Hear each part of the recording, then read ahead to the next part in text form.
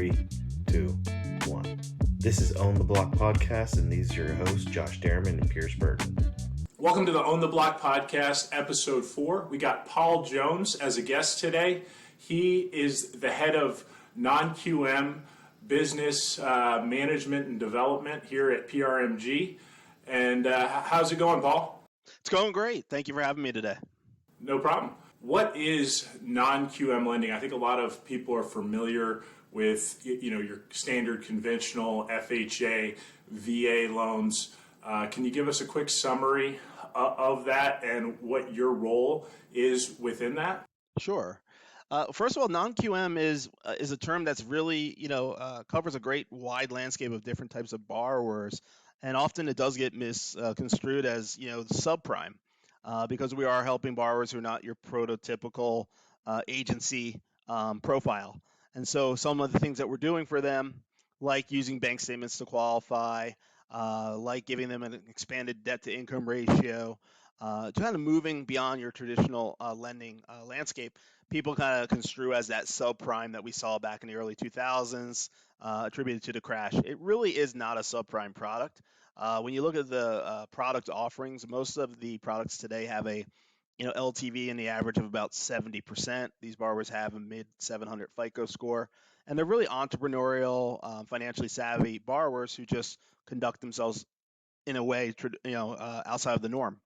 So my role is really to help, because these products are so different, have so many nuances and different parts that kind of move in different directions sometimes, is to help with training and coaching sales people, both internally and externally, helping with thought leadership around non-QM so people do understand exactly what it is, marketing initiatives, really pulling out the important features rather than a lot of the cloudy stuff that kind of gets put in front of people, and making it more easily digestible for people across the country.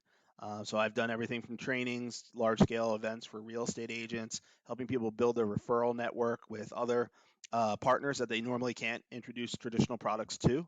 And that's a big part of how non-QM actually functions today, is really educating yourself and others and driving the awareness to the people who can provide more leads and more business to you. So, Paul, this podcast is mostly directed towards property investors, and so we look at a lot of the loans in the non-QM space towards investment properties and second homes, where people are using them for VRBOs and such. What are you seeing in the marketplace? I know DSCR loans are very popular. We do a little bit of alt-doc type of loans. Can you talk about those sorts of things? And why, even in the non-QM space, you might do a full doc non-QM loan rather than go conventional? Yeah, sure. The DSCR term is a very universally used term with non-QM. Really, all it means is that cash flow from the investment property being used for consideration instead of your traditional W-2, pay stubs, tax returns. And those borrowers really, over the last year and a half, 2 years, have been put on the sidelines by your more traditional products, because there's concerns that aren't, I don't think, warranted with those types of properties. These investment properties are now close to 40% of most non-QM or special financing securitizations. This is a big part of the marketplace. And I always say, a borrower can only have one primary residence. They can have multitudes of investment properties, and that's what this product serves. So instead of looking at your W-2s, pay stubs, and all those things that we're used to, these products just look at the cash flow only on the subject property. I only need to understand that this person who's buying an investment property or refinancing that investment property is making enough in monthly rent to cover the mortgage payment. And in most cases, or some at least, you're seeing interest only as an option for the payment. So we want to know that that person who's going to own that property can get a tenant or even a short-term rental, long-term average of those incomes, and use only that income to qualify them. I don't care about your W-2s. I don't care about your liabilities, what you pay monthly for your other homes. I just need to know that property's income producing. And that's what debt service coverage, or DSCR, really means. And again, the agencies did not really give those people who understand the value of property and second homes and investment opportunities the right chance to participate as they should be able to. And these special financing solutions, such as cash flow on investment really give them many more opportunities that a lot of them still don't even know exist. So there's a lot of word we can get out there. A question that I have for you is, why would somebody that's an investor or looking for a second home go to non-QM if they can fully document their income? Sure. Well, with fully documented income, there are expansions that you can get with non-QM, such as just using 1 year of income to qualify, using other alternative sources, combining them, and that gives you just more overall buying power. And remember, non-QM loans start at lower loan sizes and then move into $3 million max loan amounts, so you have a lot more wider way to qualify as well. So you're referring to qualifying just on a profit and loss statement, or maybe 6 or 12 months bank statements, rather than 2 years of tax returns and pay stubs and things like that you might want with a conventional loan. Right. So a non-QM loan just gives you alternative ways to qualify outside of your traditional methodologies, from bank statements to 1099, profit and loss, cash flow and investment, things of that nature really are the primary focus on the non-QM side for qualifying. Before COVID, we were functioning at about a 90% clip on agency type loans. Since then, we've seen a kind of a dramatic shift where more clients are asking for those non-QM loans. Non-QM loans fit that borrower better post-COVID. And I think there's a number of reasons for that. One reason I believe is a lot of people's tax returns looked like crap for those COVID years in terms of them being a self-employed borrower. Also, a lot of people have cash to be able to put down those higher down payments that non-QM requires.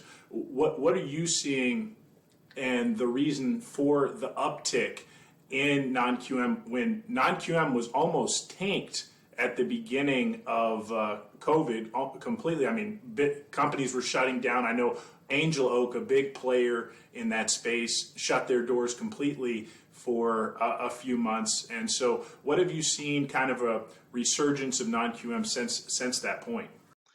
Yeah, it's an interesting question, Pierce. COVID, gave us, a lot of challenges that we all know about. And one of the biggest challenges that came early on was the loss of liquidity in specialized financing markets like jumbo and non-QM. So those products disappeared for about anywhere from 4 to 6 months, depending on the lenders.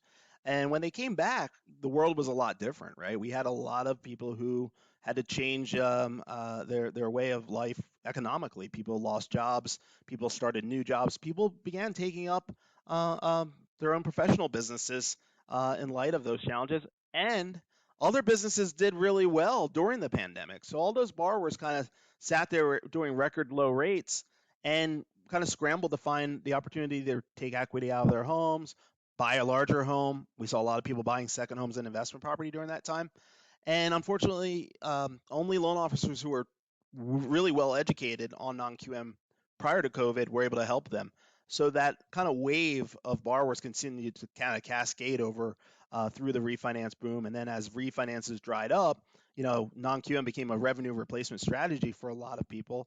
And the word continued to spread. So now, pre-COVID, a self-employed borrower may not have come to you knowing they could use bank statements. Now they're knocking on your door saying, I want to use these bank statements to qualify.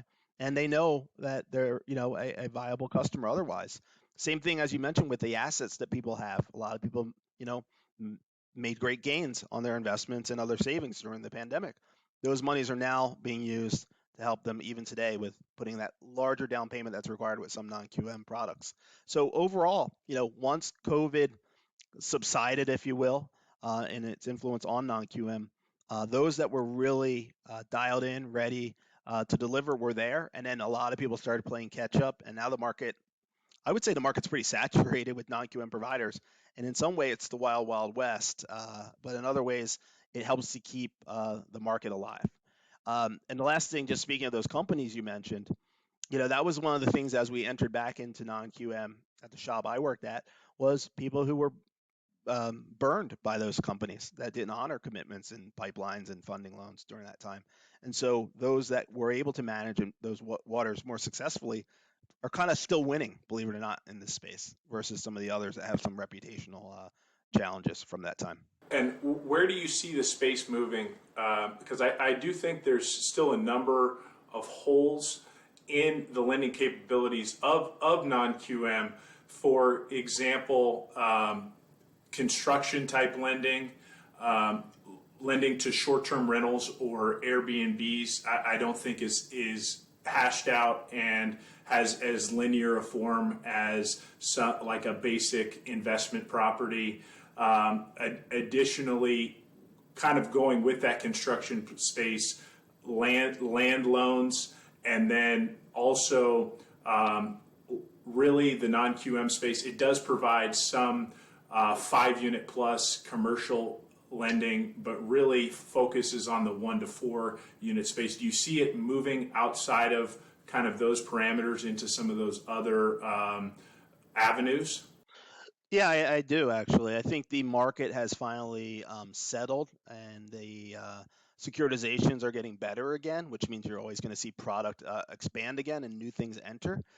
Construction was one big thing we were talking about with a major bank prior to COVID, one of the last conferences I went to, and then it reemerged, but again with other expansions and constrictions occurring, it never really took off. And I think we could get there again with a construction opportunity.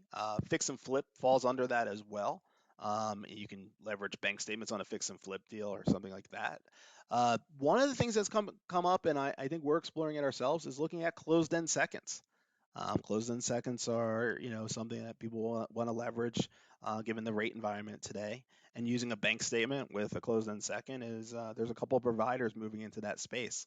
I think you just have to be very cautious of some of the more esoteric offerings that are out there in the marketplace. And I won't mention what those are specifically, but there are certain things I see that people are trying to really push and become their bread and butter. And from the securitization side, if nobody wants to buy that one day, there's going to be a gulch that was, sitting out there that we have to figure out what to do with. So it can be a little dangerous. Paul, we're all friends here. What are these products? Well, I would say one thing that I've seen kind of start to go the way of the dinosaur, and it may come back. You never know. Maybe some kind of Jurassic Park element there. I-10 borrowers were for undocumented. Some people do that as an undocumented loan program, and others, would prefer some type of comfort level around someone using an I-10 in lieu of a social security number.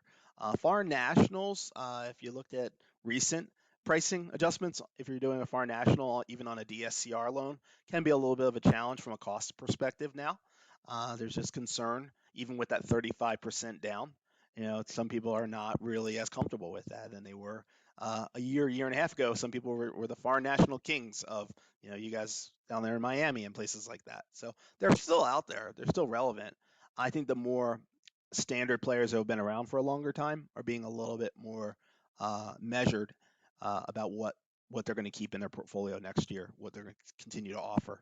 Paul, I like to think of the non-QM space as the cryptocurrency craziness of lending, because there's all these different players coming into the marketplace. Some of them are bullshit, others are not, and so you kind of have to figure out who you want to work with and where to send clients loan applications to, because some of the stuff sounds too good to be true.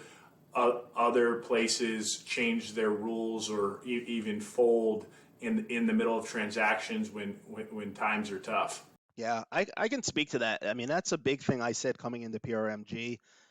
Looking at the accounts available to broker out to is you got to know who your partners are, and most of them are good. I mean, I look for success.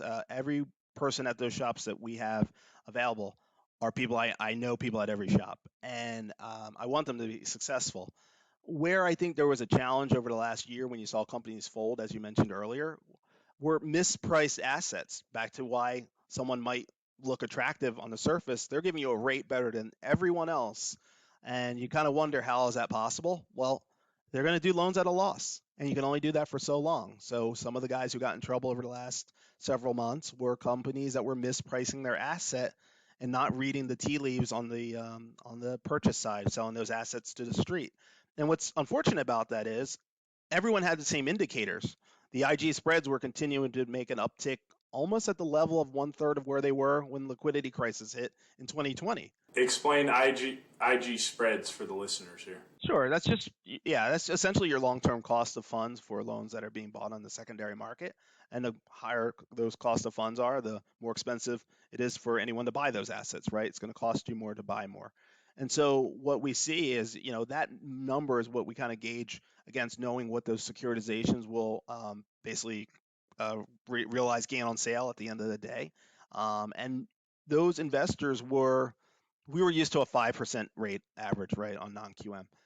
Slowly, as the economics of this world turn, global political, geopolitical issues across the world, inflation at record highs, everything costs more. So the indicators were there early this year, showing that you needed to sell to be profitable higher note rate products. You had to have it set that way. And if anyone was offering a 4 or 5 when this indicator was going up like this, when they went to sell those assets, which again, there's no real-time hedging on non-QM. So you have to you're gambling every time you put a pool out there and sell those loans, unless you do a forward commitment. Ultimately, once you do that loan, by the time you factor in your commission for sales guys, your operation costs, et cetera, you might be making 1 on an entire pool of loans. On a heyday of non-QM, you were making 3 or 4 sometimes. What Paul means by 1 or 3 for our listeners is 1% of the loan amount up to 3%, right, Paul? Yeah, exactly. And then on pools of $200-300 million, right? I mean, depending on who you are and what you're selling at any given time. But if you're selling an asset with a weighted average coupon of 5 and the market wants 6, then they're going to pay you less for that. And people continue to fall behind and wanting to stay competitive on the surface, getting everyone to send their business. But when they go to sell those loans, they're not making any money. You can only go so long without making money, right? So that's what we saw with certain companies who had the same. It's like you and your neighbor have the same weather forecast, and it's going to rain, and everybody says it's going to rain, and you close your windows, you batten down the hatches, and your neighbor leaves everything wide open, and you both were under the same clouds. You just had to be aware, pay attention to the weather forecast, and you and your neighbor could be in the same shape. Unfortunately, we had some challenges in that regard. So I always like to point that out because the news around non-QM is it's dangerous. It's challenging. You made the point like crypto, but I think those are people who are trying to gobble up and buy up the market right now, and luckily we're not in that position. I think we're with better partners that way. Paul, I want to give you a story. About 9 months ago, the non-QM space was kind of going through some issues, some liquidity issues. And so what we were seeing is as rates were going up, as you said, a lot of the non-QM lenders are naked into the secondary market. They don't have those forward commitments. And so what they're doing is they're going out into the marketplace and they're offering certain rates, but they're not covering those rates. And so they may tell you, hey, your rate's locked at 5%, 6%, whatever. But if they can't sell that into the marketplace once the loan's closed, then they take a loss, as you said. And that loss can be massive, especially if rates go up quickly, and that's what they did. And so what you saw in the non-QM space is you would see some lenders where they would play games to try and get you to go past your lock expiration date, or they would just flat out tell you, your lock is no good here, you have to go to market. And it's a terrible thing to have to say, but a lot of those companies, if they didn't do that, they would have gone bankrupt. There was no way that they could have funded those loans and gone into the marketplace. They would have been bankrupt.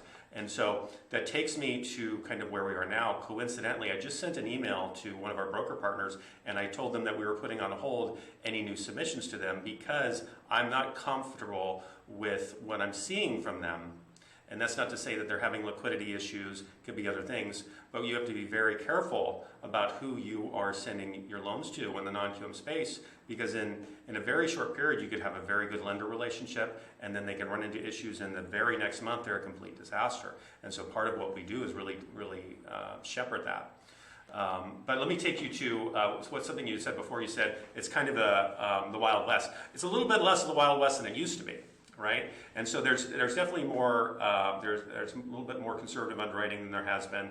But I'm curious what you're seeing coming down the pipe. Do you see any new products? Because you have a better view on it from where you sit than we do. Do you see new things coming down the pipe, and what do you expect those to be? Well, I think the products now, to your point, are very homogenized. It's very bank statements. Probably 99% of people do bank statements, do them exactly the same, right? So product expansion is there. Like I said, closed-end seconds. I think you're most importantly going to see in the next quarter some return to the things that we had previously that went away for a little bit of time. So, maybe more credit availability at higher LTVs. You're going to see more of a market again allowing below a 1 on DSCR. But I think product-wise, closed-end second, some construction. You mentioned earlier the multi-unit, 5 to 8 is out there. I think it needs to be kind of brought in as a bigger piece of the product offerings across the board, or at least we want to have that. I don't know if everyone else should have it. We want to be competitive. But again, that's what's interesting about non-QM having been in it for almost 7 or 8 years. Its growth is only really limited mostly by fulfillment, and that's where I think technology is going to come in. Automated underwriting engines, qualifying tools, bank statement calculators, anything that can make an efficiency of the loan product, make the determination if you have a deal or not up front. I think that's the next wave of non-QM, to be honest. It's less about product, maybe moving more into a technological space to help those deals seem more like an regular, if you will, agency offering. So there are some AUSs out there that, when you run their automated underwriting engine, it looks just like a DU finding. So instead of you having to figure out how many months of assets do I need based on everything, what the LTV is with the FICO, I got to put everything together. If I just put that in, the algorithm's already built. It's going to say you need, $23,592 in assets for this transaction, like DU does. And that's the stuff that I think is really going to make this market feel more comfortable to a lot of loan officers who have struggled with non-QM. So I'm going to run down a quick product list of some of the products that we're utilizing for our clients in the non-QM space. And then I think it would be good, Paul, if you throw in any tidbits you have about those and potentially other product types that maybe I'm missing. Just kind of for a quick, simple summary of that type of stuff. So the first one would be DSCRs, and this stands for debt service coverage ratio. And basically, the only things as lenders, what we're going to look at is your credit score, how much money you have in your bank account, and then what the debt service coverage ratio of that property is. And so what that means is we're going to look at what the property's current rent is or the projected rent of that property. And how we find out what the projected rent, if the property is not rented, is we get what's called a 1007. And that goes along with your standard appraisal that you get when you're purchasing a property. And the appraiser is going to determine what the market rents are for that particular property. And that's going to be the large determining factor on the ability to qualify. But there are non-QM products in the space where you can actually have no DSCR ratio at all. What that means is the rent does not even have to cover the mortgage. Now, there is a premium to rates and terms on that particular product, but that is an option for you. And then depending on what the DSCR amount is, meaning what the rent to mortgage payment, that is going to determine what your rate and terms is along with your credit score. Did I miss anything there on DSCR that you want to add, Paul? Well, I mean, you explained it perfectly, and it's just a simple break-even analysis comparing the gross rent to the monthly payment. And the good news is, if people are familiar with Fannie Mae, for example, they take a percentage off of that gross rent before you can use it as a qualifying income. For us, we just give you the full value of whatever that gross monthly rent is. Another big thing that the investor community really needs is being able to hold that property in an LLC. And that's a major win, right? When you have a multitude of properties in your portfolio, you want to make sure you're holding them in some protective manner. I think with the borrowers that need these products, the key thing to remember is you can do these loans with as little as 20% down.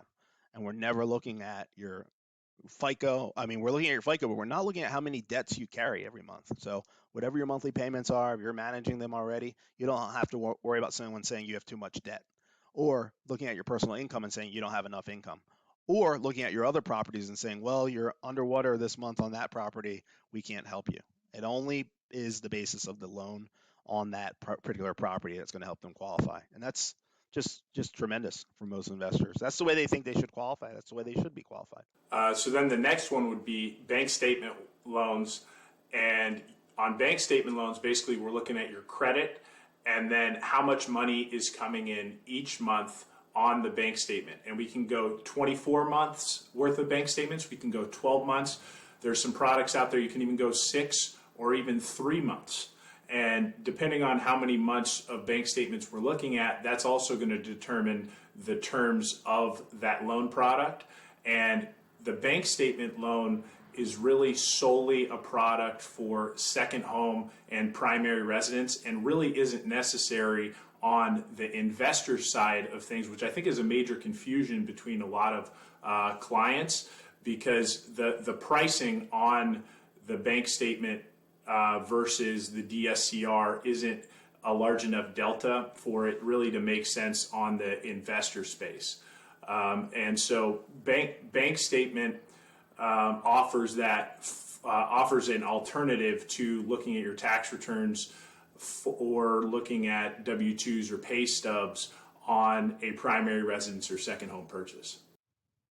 Yeah, and the good news with the bank statements is, as you mentioned, there's so many different methodologies. Even though it's a normalized product now in the non-QM space, you have 12 or 24 months, you have business or personal. The technology behind the scenes is really quick to calculate that income, so there's no kind of waiting 2 or 3 days to know if it's going to work. You can get that income calculated up front. And we use some AI technology even that reads the bank statements and can really make that quick determination. One other thing that's really important, Pierce, with the bank statements is, someone may need some extra relief to give more income out of those bank statements, and we have ways to help them with that as well. A CPA letter or an unaudited simple P&L can help give someone the maximize income out of those bank statements as well. Yeah, typically for all of our different product lines, what are you seeing in terms of if let's say someone made $10,000 in a month, what are the different options to be able to determine that income for that person? Yeah, using bank statements, there's a simple calculation that's kind of a baseline calculation that gives them 50% of the revenue deposits that go into the account if it's a business account, or 100% of the revenue deposits if it's a personal account. But that customer could have a type of business where they have less expenses, fewer expenses every month. We will give them even more income if the CPA for that business states for the last 12 months the expense factor has maybe been, let's say, 20%. As long as it makes sense for the business, they can use that lower expense factor and get the maximized income. Or if they're not comfortable or their CPA won't provide that letter, we can just get that simple, unaudited is the key, profit and loss for that same time period as the bank statements. And internally, we can determine what those expenses are and what that expense factor will be and give them more income to work with.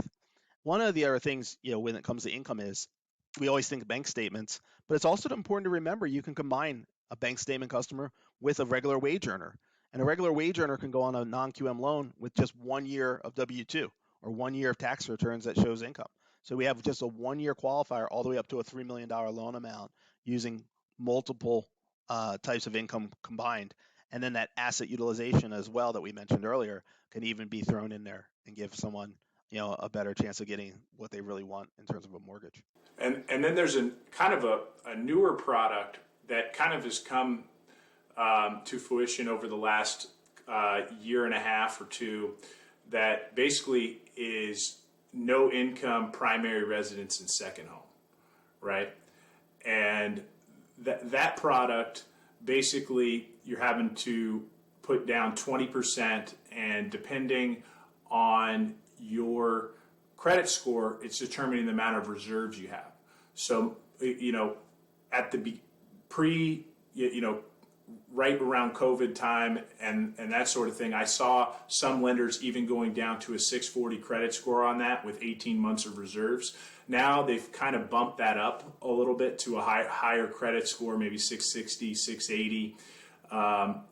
What can you tell me about that product? Because that is almost going back to some of the pre-2008 stuff on stated income. The one caveat and difference is you're almost forced to go 30-year fixed on that. So then at least they're at a fixed payment rather than an adjustable like pre-2008 on some of that stated stuff. Paul, before you answer, I wanted to inject here. So the CDFI lenders that offer this no ratio product for primary and second homes, it actually reminds me of the old Countrywide Fast and Easy product, where you were doing stated income, stated asset. Essentially, it's the same thing. You weren't actually having a stated income, but it's a product that's been around, the CDFI exemption, for probably at least 7-8 years, maybe even longer. But it's really didn't start coming to the fore until the last couple of years. And so I'm really interested to hear what you have to say about that. Well, your CDFI, has a special designation that's really meant to serve a particular type of customer, right? And that's where you do see some hybrid usage of non-QM, and particularly this type of product with that designation. The reality is, hot take for me, I think you're kind of leading yourself into trouble using that designation and tethering it to a non-QM offering, because the non-QM products, remember, go into beyond just your affordable housing levels, right? They go up to $3 million. So how do you justify the CDFI designation on a non-QM borrower that's getting a lot of home? That's really not what the product's designed for. And we were getting rates on those from 4.5 to 5%. About this time last year, so which was crazy, just crazy. At the time, Pierce and I were laughing about it because you could get a 4-unit property, primary residence, second home, do no ratio, 20. I think at the time it was you could even do 15% down, and so it was pretty crazy. It really reminded me of the go-go days of the early 2000s. The 15% down was on the DSCR, Josh. Not on that one. I don't believe you. I swear. Okay, entirely possible. But Paul, I saw you make a face when we mentioned CDFI. So what is the issue that you're seeing? You kind of mixed in there your disgust with the product, and then potentially some issues with being able to sell the product on the secondary market. So can you talk a little bit more about what the CDFI designation does for a particular lender, and what the challenges are selling that product on the secondary market? Because I know that there have been some issues recently. Yeah, I think there's going to be more of a creep in issues around this, because your CDFI is really, it's designed for, investing in certain areas and helping those that are maybe otherwise shuttered out of home ownership.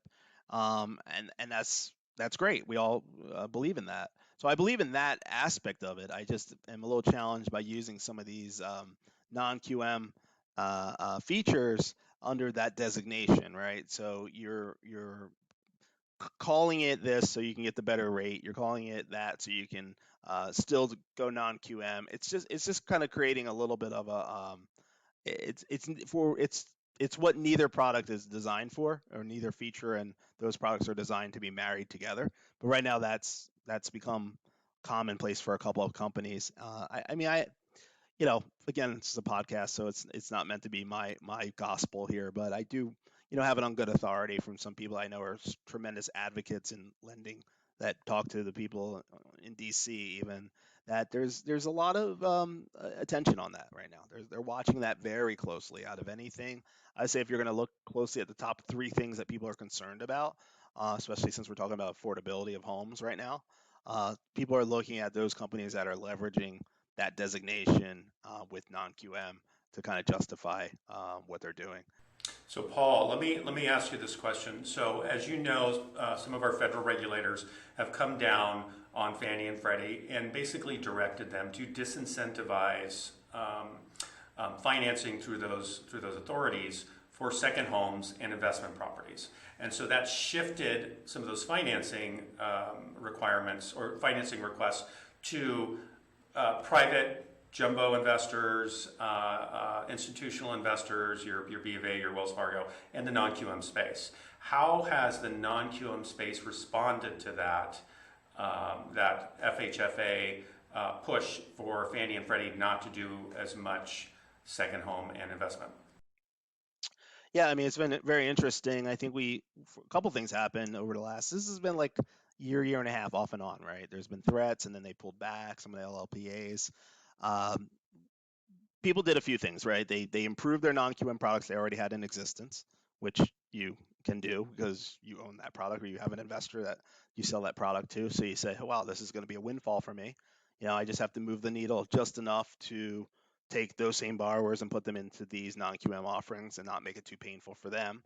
And then, where I was my previous home, we actually created an entirely new product that was only designed for those borrowers who were left in the dust by the agencies.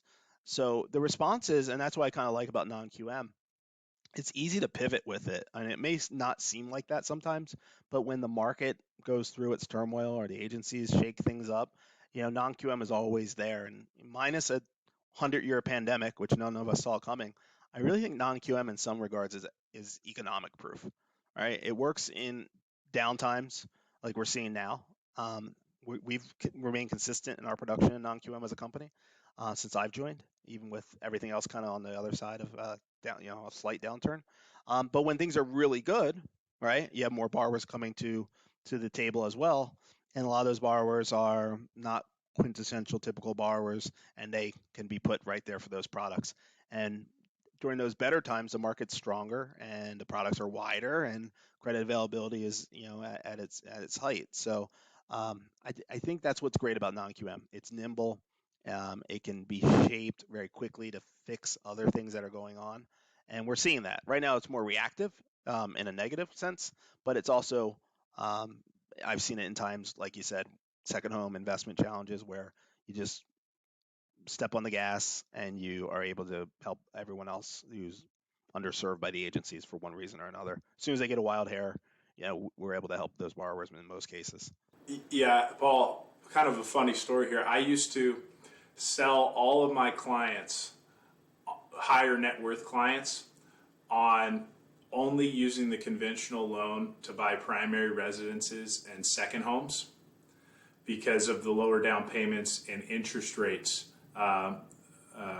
incentives, especially on the second home, because second home used to have, prior to basically February or March, had the same interest rates as your primary residence. And Fannie Freddie kind of pulled the rug out from under me, telling all my clients to do that, and then I was telling all the clients to do non-QM for all their just straight up investment properties, because then they could own basically a primary residence and 9 Airbnbs at 10% down. And now you're not able to do that with the rug getting pulled out from under you. Back to the products real quick. You mentioned something interesting to me, the seconds in the non-QM space. I think it's something that clients are really almost begging for at this point. They want to get HELOCs or, like you said, close-in seconds on their investment properties specifically. Do you see that coming to the marketplace from a bank statement and DSCR standpoint? And what challenges do you see with that product? Because obviously it's clients don't understand that the difference between the difficulties on lending on a second mortgage opposed to being in first lien position. Sure. Yeah, I do see it coming down the pike. I've had a couple conversations with there's 3-4 guys out there who really, I think, behind the scenes either developing it or already have it on the market, and it does tie itself to DSCR. It ties itself to bank statements, all the things that we think of as non-QM. It's right there for the picking.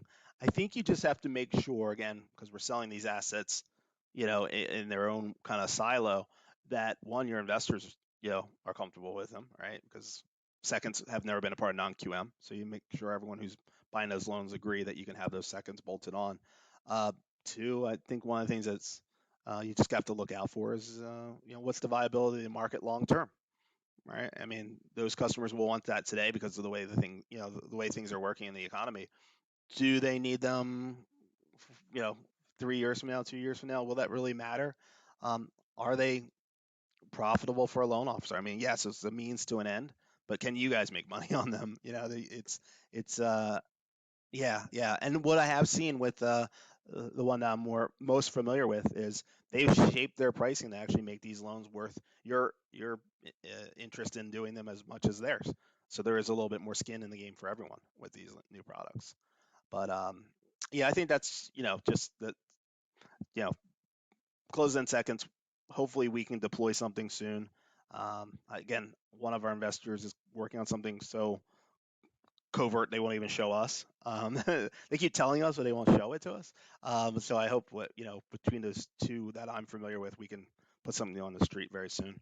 Hey, Paul, let me tell you, in my bag of wish list, I want a 1-year investor arm. I've been saying this for years. I've been pounding the table. Nobody listens to me. There's a little bit starting to come out in the marketplace, but a nice 1-year investor arm, I think, would create all kinds of buzz. And there's a lot of investors out there that would be more than willing to have it. Everybody loves a 30-year because it's insurance. It feels good. Nobody ever keeps their loan remotely close to that time. And if you actually look and you chart it out, it can make a lot of sense if somebody's well qualified and liquid enough to be in an arm. It makes more sense over time versus a fixed rate. But I don't see that out in the marketplace. Why do you think that is? Arms are just not a big part of the equation anymore, but I'm really surprised to hear you're saying you're not seeing it with some of the more, going back to our Wild Wild West analogy, right? There's some more commercial type investors out there that they're usually the first ones to dive in with the more aggressive, different stuff. I won't say unusual, different stuff. I guess at the end of the day, looking at those loans, nobody wants something that's just not going to be around for a long time as far as an asset. I'll give you an example, Paul. So if you're an investor and you say, hey, I want a 3.5 margin. We're going to base it off of the 1-year Treasury. Put that out in the marketplace at 50% LTV, 60, whatever. There's long-term profit for you in that. You're not subject to being into a lengthy fixed term, so it's easily saleable if you need to get rid of that debt.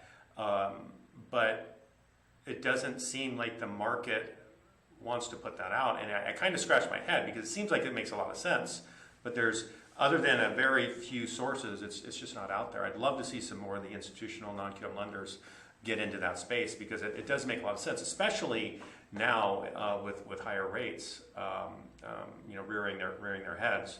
But it seems like a good long-term play. So, Paul, when you're out there talking to the bigwigs, make sure to mention that. I will. If you, and again, send me or show me what you have as far as those out there in the market that are doing it today.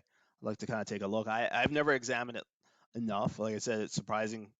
Only until recently did we have ARMs as part of the non-QM world, and interest only is there, of course, for the affordability. But I think you do need a set of more varied terms to offer these types of borrowers that you're going to run into. Paul, it's a little bit of a secret, but there's NAGAM out there too. You thought that disappeared, but there are sources for NAGAM. Yeah. Yep. Listen, everything old is new again in mortgage lending. Sooner or later, everything comes back. While we're doing wish lists, I want a fix and flip to perm cash out all in one. Okay. All right. DSCR. Okay, perfect. No problem. There's a lot of kids out there right now that have an amazing Christmas list, and I think this is the season for wishing. So let's all see what's under the tree in a few more days from now. There's been a dislocation in the price spread between the 10-year Treasury and conventional rates. There's also been a dislocation between conventional rates and non-QM.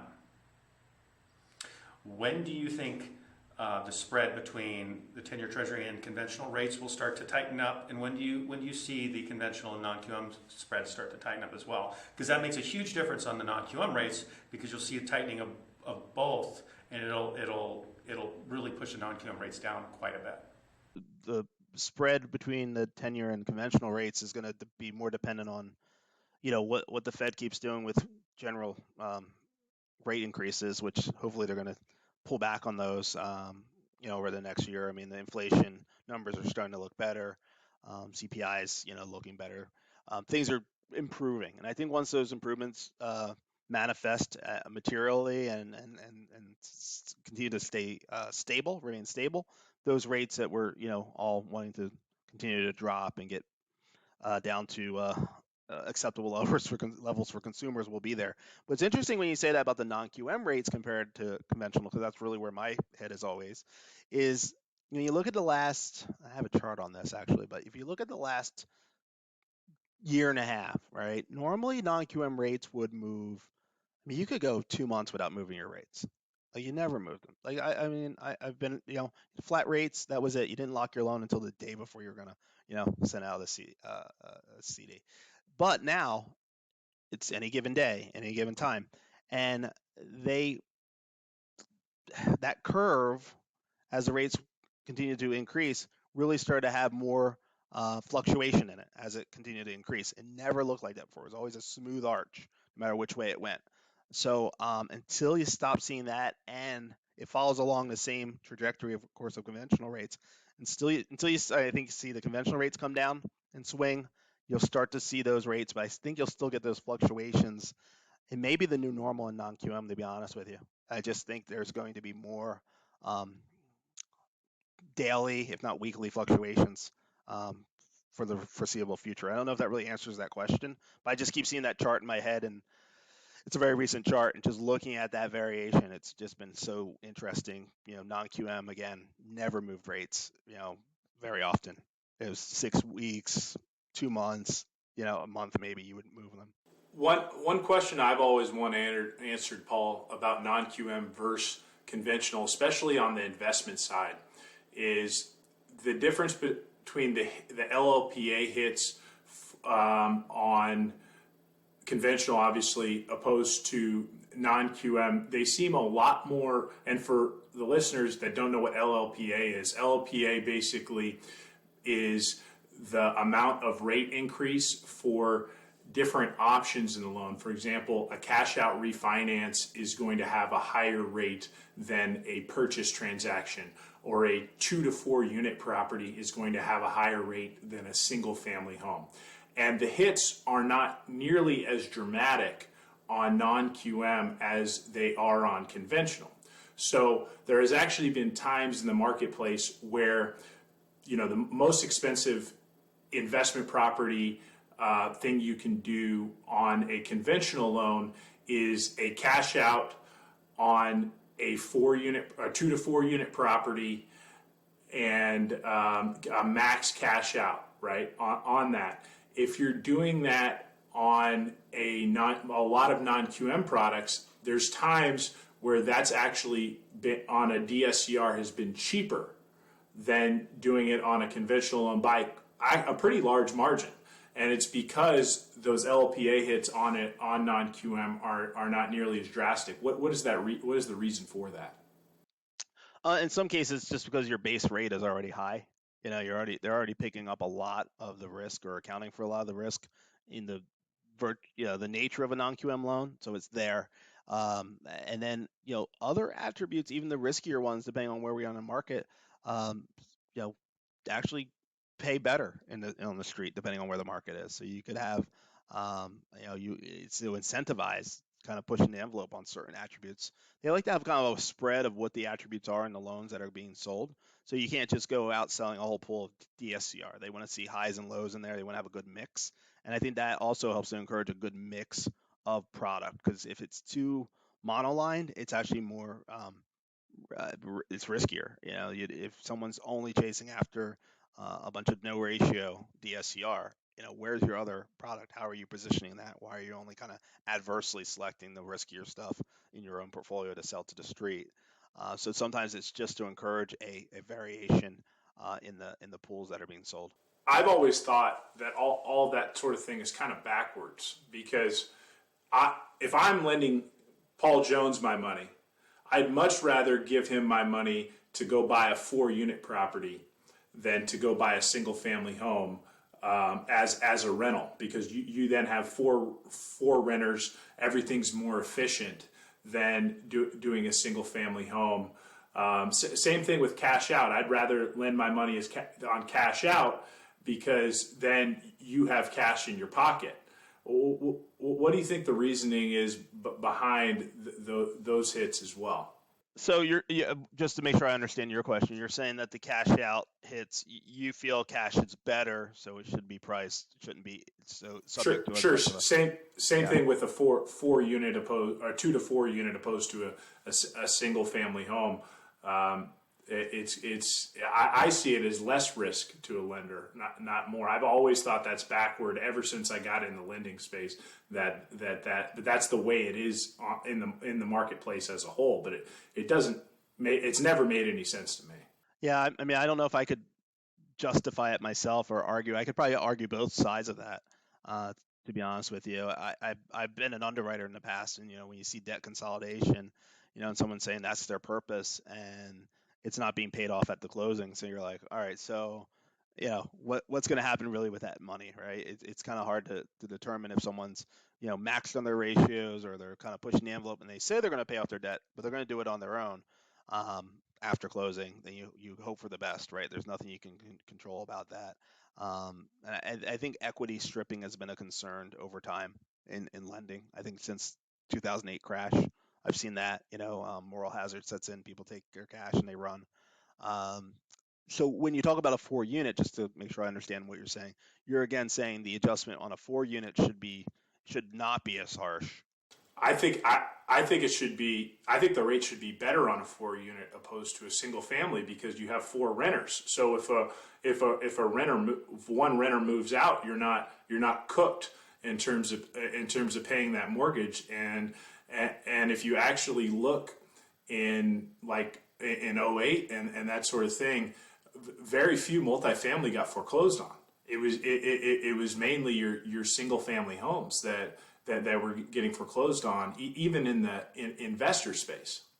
I don't think I'll argue with that one either, because we've looked at those numbers in terms of DSCR and trying to really push people into the 2 to 4 unit space for those products on the using cash flow, and I'm really not concerned as much about all 4 units being rented out or something, because to your point, I could probably cover my mortgage with 2, in most cases. So who cares if 2 are sitting vacant, right now for a couple of months or whatever. If really most people cash flow obviously better on a 4-unit. So I can't really speak to it because I'm not disagreeing with you. It is a little strange. Josh, what's your opinion? People that are not in the mortgage space, that don't have the experience and understanding of the kind of the back end stuff, they don't realize that so much is driven by guidelines and selling into the secondary market. Everything has to be packaged up, and there has to be, as you said, a homogenization. And so you're not sitting there as a loan officer or as a broker or as an underwriter going, hey, I like this deal. This guy's a nice guy. I know him. It's not that way anymore. It may have been that way 50 years ago, but that's not the way. And so something that may logically make sense isn't really how lending is done anymore. And so everything is square peg, square hole, round peg, round hole. And we're talking about non-QM. So non-QM extends that a little bit, but you still have to meet those guidelines. And when you talk to an underwriter and you go, well, this makes sense, and they go, that may make sense, but that's got nothing to do. That's not part of the calculus of how we underwrite loans and how we fund loans and how we push loans through the system. And so I totally agree. If I had $1 billion and I said I'm going to invest in mortgage-backed securities, I wouldn't do it in FHA loans or conventional loans. I'd look at DSCR, 1.2 and better, 4-unit, because those are going to be, to me, the most secure. I could probably come up with maybe even a better option, but to Pierce's point, it makes a lot of sense. There's a lot of security in having those rents and those extra units. And if something has a positive cash flow, it should check all the boxes. You would think it would be a relatively inexpensive product compared to some other things. It's not the case. It is what it is. But it's an interesting business that we live in. Yeah, if I could add one more thing, it's interesting that the market moved and finally non-QM is being impacted a little bit here, where there's concern about declining markets and there's concern on some people pulled their no ratio or below 1 DSCR away. And honestly, if you still look at the more recent securitizations, the last two I saw in the last couple of weeks, the average DSCR is still 1.2. It stays 1.2 no matter what, because so maybe a few people were coming into certain markets where it's harder to hit that number. I had 2 exception requests for DSCR that I've never seen a request ever for being not meeting the threshold.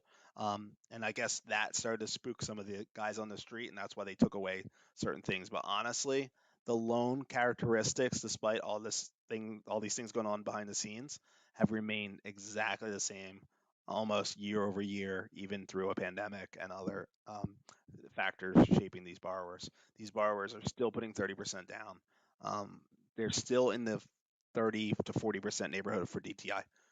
So I think it's a lot of noise, and I guess somebody needs to have some job security by averting risk. I don't want that job. Now, Paul, you got to get going, right? I do. Yeah, I got to start getting All right. ready for the Eagles game. Let's I just want to thank you guys for having me. I want to encourage everyone who's looking at these products to be, just put time into it like you guys do. Educate yourself, and use your resources. And I think it's a great way to expand your entire referral network. So keep exploring non-QM.